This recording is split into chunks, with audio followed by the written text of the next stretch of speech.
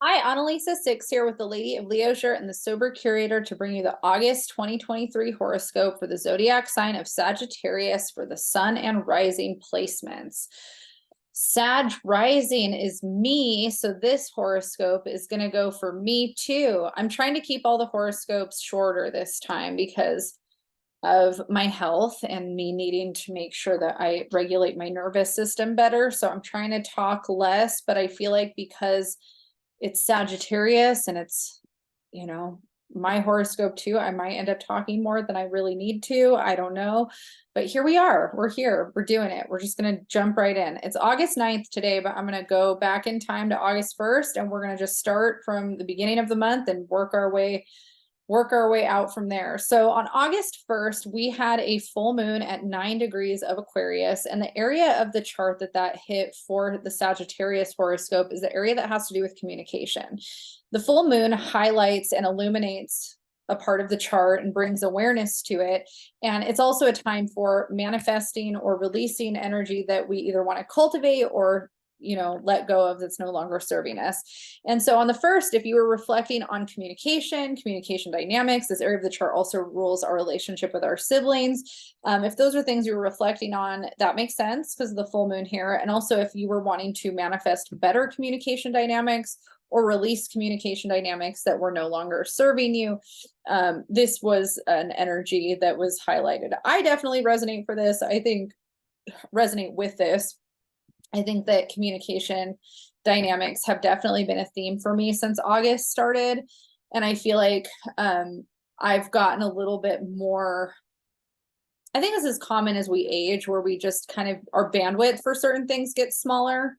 And so when we're experiencing maybe a communication dynamic that we're just kind of over or we don't really want to be in anymore, we might have these kind of little pivotal moments in time where we're like, yeah, I think I'm done like indulging that, or I feel like my bandwidth for it isn't as great as it used to be. And I feel like I had kind of a little bit of that awareness at the beginning of August. And I was thinking it had more to do with Venus retrograde in Leo.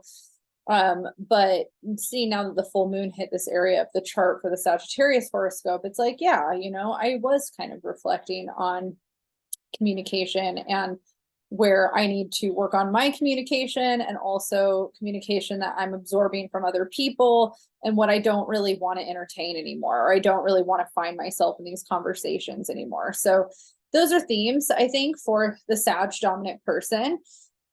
We also start out the month, August, with Mercury and Mars in the mutable earth sign of Virgo. Virgo squares Sagittarius, so it creates a little bit of a harder aspect to our identity or our sense of self during this time. But the area that the Mercury-Mars transit is happening in is the area that has to do with career, public persona, and how we're putting ourselves out there in the world. And wherever Mars is passing through, we experience some kind of challenge or conflict. It's turbulent. It doesn't feel smooth. And so if you've been in a position with your work where things feel a little challenging or turbulent, or the way that you're putting yourself out there in the world feels challenging or turbulent, you can thank Mars for that. But Mercury is here to help us problem solve and rethink the way that we're doing things, or think from a more solution-based or problem solving kind of mode. So even though Mars might be kicking up some dust here, we also have this ability to really think about it analytically and practically and go kind of like, okay, well, what can I do about this? Mercury is going to be here in this area for the next 2 months. It's going to be in Virgo until the beginning of October. And part of that is because on the day that we enter Virgo season, which is August 23rd, so the sun will be moving into this area and highlighting it. We also have Mercury stationing retrograde that day. So again, that's August 23rd. So Mercury will station retrograde in the area of career. And then we're also kind of in this mode of really thinking about who we are and what we want to do in the world and how we want to put ourselves out there in regard to the public. Mars is going to be here in this area until the 28th, and then it's going to enter Libra at the end of the month on the 28th. So after Mars, leaves this area of the career, we'll feel some relief here, and maybe we'll start to see more of the solutions, but Mercury is still going to be retrograde through there. So we're still in reflect, review, reassess until the end of September, really. Then the Mercury retrograde shadow also starts on August 15th. And then we have a shadow period after it stations direct. So we have a long time of like really reflecting and reassessing on who we are in the world and what we're doing. That very much resonates for me. I am unemployed right now, and I'm probably going to be unemployed for a long time because I just got diagnosed with an illness that makes working a job very difficult. And I'm having a lot of triggers around that. I already accepted that I was taking a year off of work, but I wasn't really, I knew that it was a possibility that I wasn't going to be able to work full time again. But the idea that I might not really be able to handle working consistently ever is something I'm not really sure I can fully wrap my head around.